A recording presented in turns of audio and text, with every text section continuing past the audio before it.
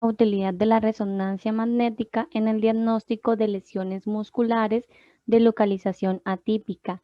Mi nombre es Jessica Alexandra Cristancho Sabogal, soy del grupo de morfología BB y pues este artículo lo he seleccionado sobre los músculos. Introducción. El objetivo de este artículo es revisar a través de la resonancia magnética los desgarros musculares que se presentan, pues en sí son un desafío diagnóstico y tiene que ser muy acertado por su localización infrecuente. Su hallazgo depende de lo que es una sospecha clínica juiciosa, un sólido conocimiento anatómico y un adecuado protocolo de estudio. Los métodos de estudio para estas lesiones musculares tenemos dos principalmente, que es la ecografía, una herramienta portátil, fácil acceso, es de menor costo y tiene un alto rendimiento en las manos adecuadas de un operador entrenado. En cuanto a lo que es la resonancia magnética, pues por su alta resolución anatómica, su capacidad multiplanar, es el método de elección de detector de lesiones musculares de localizaciones atípicas o profundas. Como ya hemos indicado, pues este artículo trata en base a eso, a esas lesiones poco frecuentes y ya en este caso lo que es el diagnóstico es muy importante para el estudio, ¿vale? Ya lo que es la resonancia magnética nos daría una mejor amplitud en ese aspecto. Aquí tenemos una pequeña tabla, el cual nos indica lo que son los músculos que normalmente están comprometidos cuando se dan estas lesiones atípicas y tenemos también los principales individuos afectados. Tenemos lo que es el músculo superior, en cuanto a miembros superiores, tenemos el deltoides y el coracobraquial.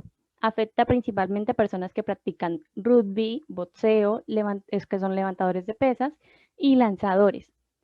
También tenemos en la parte del miembro inferior, tenemos lo que es el vasto externo, tenemos el sóleo, tenemos el flexor propio del hallux y esto afecta a lo que son a futbolistas y a corredores de fondo.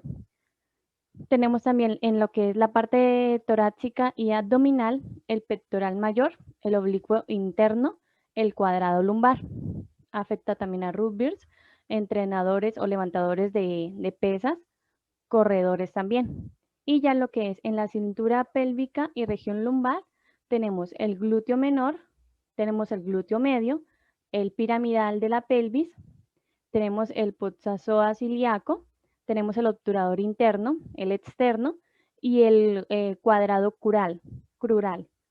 También pues afecta lo que son a los practicadores de aeróbicos, maratonistas y pulgavia de futbolistas. Bueno, ya tenemos lo que son las lesiones musculares de localizaciones infrecuentes, ya mirando detalladamente, tenemos en la parte de la caja torácica y abdominal, que en la mayoría de los casos se asocian a un trauma directo y en menor medida a maniobras bruscas de elongación muscular. Describimos a continuación las lesiones a nivel de pectoral mayor, oblicuo menor y cuadrado lumbar. Primero, pues lo que es el pectoral mayor es una lesión considerada infrecuente que se caracteriza por un alto porcentaje de casos subdiagnosticados y tratados recién en la cronicidad. Suele acontecer en deportistas, jugadores de rugby o levantadores de pesas que por entrenamientos exigentes o por traumatismos pues llegan a sufrir este tipo de lesiones. También pues ya hablamos de lo que es el oblicuo interno o menor. En la pared abdominal anterolateral está formada pues básicamente por 4 músculos. El recto anterior, el oblicuo externo, el interno y el transverso. Los desgarros del recto anterior se encuadran dentro de las lesiones atípicas, mientras que el resto de los músculos ubicados en la pared lateral rara vez se lesionan. Estos últimos consisten en 3 láminas delgadas de afuera hacia adentro, que son el oblicuo externo o mayor, el oblicuo interno o menor y el transverso. Y también ya tenemos pues lo que es el cuadrado lumbar. Sus lesiones suelen confundirse con un cuadro de cólico renal, por lo que los pedidos de ecografías abdominales y de paredes blandas habituales arrojan resultados negativos. El desgarro suele encontrarse a nivel de su inserción en la cresta ilíaca. Por eso es muy importante pues tener un diagnóstico adecuado. Si no se trata pues adecuadamente pueden llegar a confundirse junto con otros síntomas o junto con otro tipo de lesiones que pueden pues ya afectar a nivel mayor lo que es la vida del paciente. En este caso, pues tenemos aquí una primera radiografía en la figura 1, el desgarro del pectoral mayor. En la flecha podemos ver lo que es el desgarro, que está alumbrada como con una luz blanca. Nos dice lo que es la radiografía, que se muestra una rótula fascicular del pectoral mayor a nivel de su inserción en el húmero, siendo esta la localización más frecuente. Tenemos lo que es en la figura 2, el desgarro del oblicuo menor. Las secuencias pues también nos muestran acá en esta parte, la flechita en la parte de arriba, el desgarro, y acá en esta otra parte, en la figura 2, en la parte B, podemos ver también el desgarre en esta parte, en esta zona. Y ya en la figura de abajo tenemos lo que es en la figura 3, el desgarro del cuadrado lumbar izquierdo. Aquí podemos ver también algo muy parecido al que habíamos visto en la figura 1, el desgarro en esta zona y por esta zona también. Se ubican en sí en la parte A, en la parte axial, y en la parte B, en la parte sagital, ¿vale? De lo que es una rótula, una ruptura como tal parcial del músculo cuadrado lumbar. Entonces, pues teniendo en cuenta que se realiza en lo que es la inserción en la cresta ilíaca.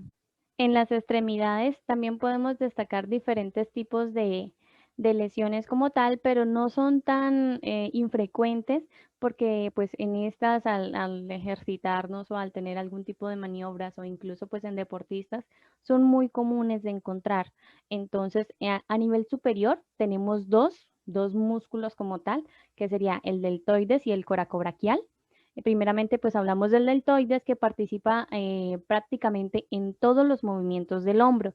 Las lesiones de este músculo suelen asociarse a las del manguito rotador o a casos de luxación acromioclavicular. Son muy poco comunes en forma aislada y generalmente ocurre en deportes de choque, como lo habíamos indicado en lo que es la tabla anterior, en el boxeo o en el rugby. Es el coracobraquial, que como músculo está capacitado más para movimientos rápidos que de fuerza, siendo el elevador del brazo y el depresor del hombro. La lesión del coracobraquial está asociada a roturas de otros músculos del brazo de más afección pues más frecuentes, como lo que es el bíceps o el tríceps. Y el desgarro habitualmente se encuentra a nivel de la unión del miotendinosa proximal, donde se vincula generalmente con una marca cantidad de líquido y edema de partes blandas en forma subyacente. Puede producirse por un origen traumático o por un sobreuso en el caso de deportes como lo que es la natación, el tenis, el golf, el levantamiento de pesas o el lanzamiento. Es el desgarro del músculo del sóleo. Acá podemos ver en la radiografía cómo se realiza o cómo se marca lo que es este desgarre. En la parte A pues tenemos lo que es en la parte axial de lo que es este músculo, ¿sí? Y en la parte B tenemos lo que es la parte sagital, que se detecta una rotura parcial a nivel de la unión de las mediotendinosas proximales. Y pues eso ya sería todo.